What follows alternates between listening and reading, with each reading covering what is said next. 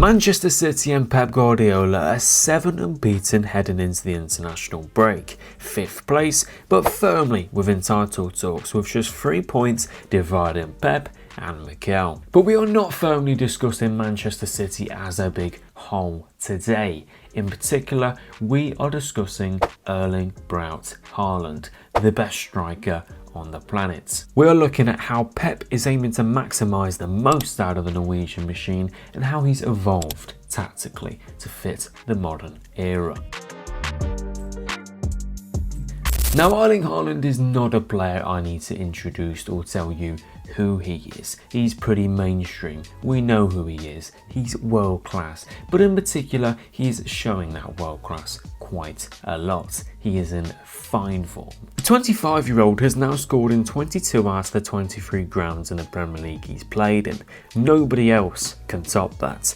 Haaland has also scored in 9 consecutive games for club and country, which tops any run in his career so far. And overall, as a whole, in his Premier League career, he's scored 94 goals in 104 Premier League games, just 1 away already from the legendary Ruud van Nistelrooy, just 5 away already from Didier Drogba, and 9 away from Cristiano Ronaldo. Criticism in the past surrounding Erling Braut Haaland has mainly encircled around his all-round game. The fact that any striker could walk into Manchester City's team and score bundles of goals with the amount of service he gets, the amount of possession City have, but to simplify and ignore the qualities a world-class Premier League footballer needs is just wrong on so many levels. Despite the brilliant creators in Manchester City's team in the last few years, their creative machines have all aged and eventually left. Riyad Mahrez, Ilkay Gundogan, Bernardo Silva to a slight, and then before that you had the likes of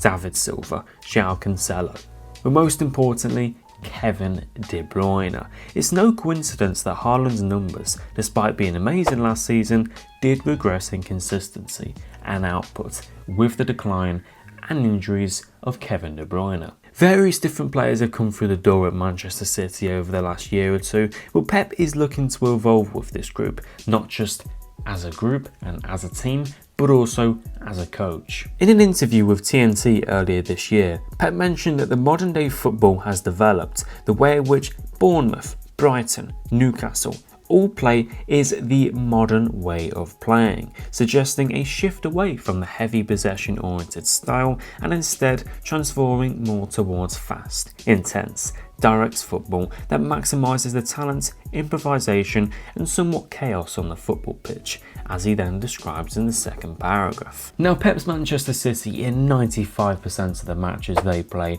will always dominate the ball. More of the ball equals more control and more time to create chances for those star names, and also decreasing the likelihood of conceding. That and the fact that most teams put a lot of men behind the ball against City. But Pep's been a long admirer of the success of Eddie Howe and Andoni Iraola, admiring the way that Eddie Howe's team presses and admiring the direct, front-footed nature of Bournemouth on numerous occasions.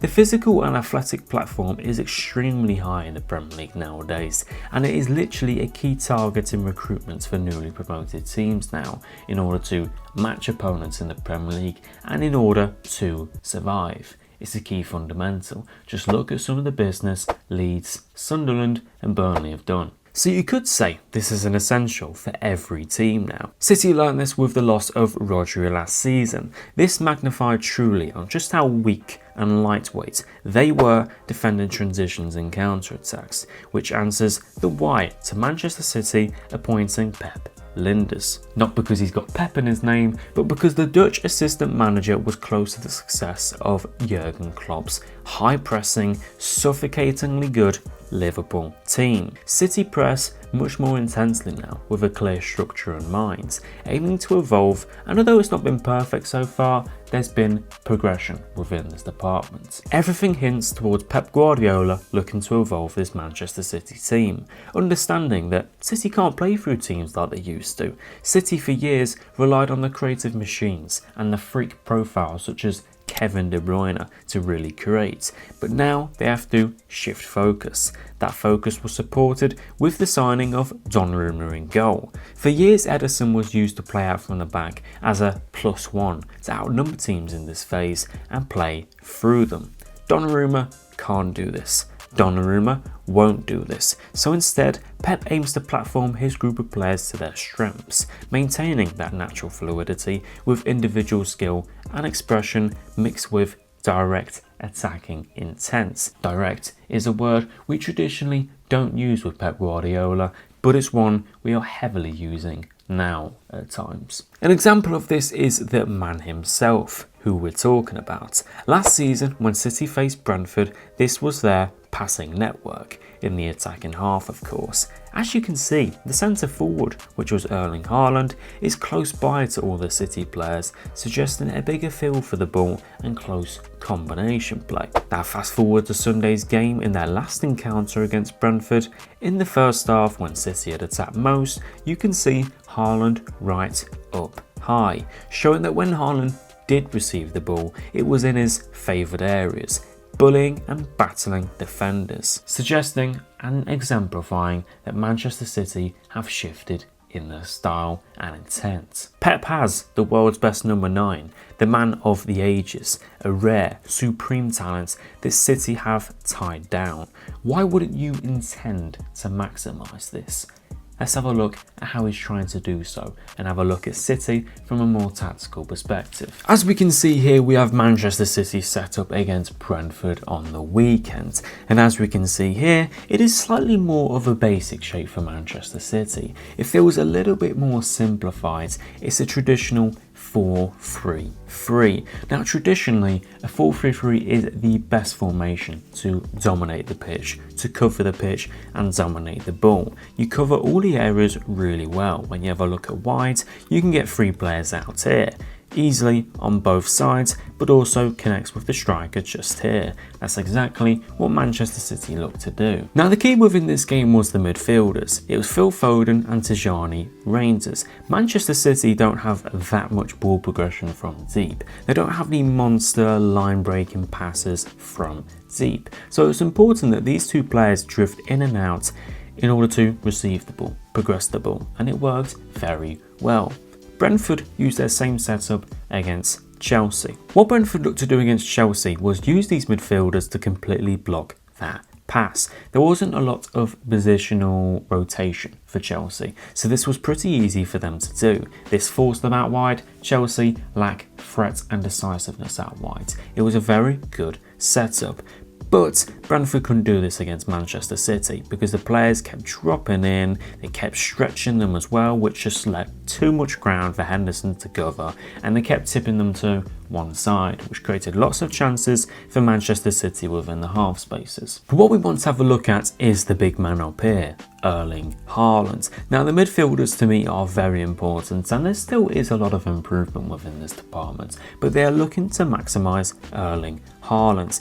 You saw a few goals last season where they just went direct into Erling Haaland, whether that was from Ederson, whether that was from Gvardiol, it certainly was yesterday. And the most impressive thing about all of this is that they have 2 ways of really doing this, from build up and from deep. And what Manchester City look to do, they look to drop these midfielders in with the intent of creating a little bit of a separate gap between the midfield and the defence. You can have Savio moving with him here, which attracts the right centre back, which you've seen for the goal. You can also do something similar with Oscar Bob. So this creates a very easy long ball into Erling Haaland. Now Haaland 1v1, you can see there's not too many players around him, but this does isolate him. It allows him to go 1v1 with the centre back and essentially battle, essentially look to get towards the goal with incoming support coming a little bit later. It creates that little bit of a gap between the midfield to the defence to give him that time to really run through on goal and create the opportunity for himself. Erling Haaland is a freak athletic profile. Physically, he's just unmatched, so he can really beat defenders within this department, and City could score so many more goals like this, and that is what Pep is intending to do.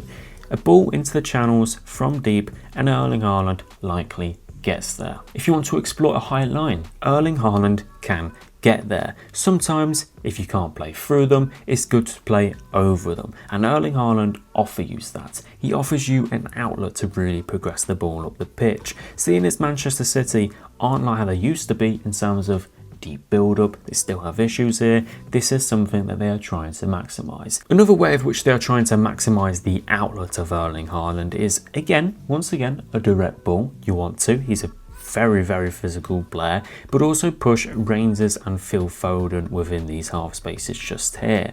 Essentially, this means they can get into their favoured positions, but also feed off of him himself. Pick up the pieces. He's got the centre back pin backed, you knock the ball into Foden and you have movement around him. Erling Haaland is freakily good within this department. So in a slightly more simplified football, it's slightly more direct. Not so much route one, but it offers them a little bit of flexibility instead of just passing the ball round for quite a lot of time, because the problem with that is that teams last season knew how to play against Manchester City. This led to a lack of service for Haaland, but also led to a gradual lack of confidence, where City actually did start to get dominated in games. An example of that was against Leicester. They should have got battered by Leicester. Leicester, one of the worst Premier League teams in Premier League history last season. They were terrible. And then where this was put to test was the goal. It was an excellent and pure centre forward play. Van den Berg is pulled in, thinking he can engage in a physical tussle with Haaland and battle him successfully. Unfortunately, many try and many fail. Van den Berg engages contact and invites that initial tussle. Haaland runs across with a good gap between Van den Berg and his right centre back of the three, open to run in the channels. He puts his arm across, looking to gift himself an acre of running space into the channel, a bit of breathing space. The defender becomes far too tight, looking to engage far too much on the physical tussle with Haaland, and lets the ball bounce beyond his head, leaving him awkwardly behind the Norwegian. Haaland then withholds the pressure, the defender can't get around him, and Nathan Collins is too late. This is an outrageously good showcase of the strength of the number 9, scoring a similar goal against Brentford last year, but this presents the type of scenario that Pep intends to unleash the striker in this new look Manchester City side. So this is another way of which they can exploit teams. You saw the little spontaneous moments last season where Ederson would knock a direct ball up to Erling Haaland, and it did really work at times. Pep is looking to build off that, off of these players here. You hit the ball earlier into Erling Haaland, you catch that defence slightly off guard, you catch that acre of room, and bang, Haaland may score. Although he does miss chances, you get him into good positions, he's going to score. He's clinical, he's freak, and Pep Guardiola is looking for a way to really get the best out of him. And I think he's certainly getting there, but it's going to take time with this new group of players, and rather big group of players as well. Traditionally, Pep doesn't like a big squad, but he's got one now, he's working with it, and you can see the overall drop-off in quality is not quite there. You used to have Mahrez here, you used to have Sane, Silva, Laporte, so many amazing different players, but Pep has had to slightly adjust, and I think he's doing so. Thank you for watching today's video. If you did enjoy, feel free to smash a like and subscribe to the channel. How many goals do you think Erling Haaland is going to score this season? Head over to the community tab, let me know what you think. Thank you for watching, and I'll see you guys in the next one.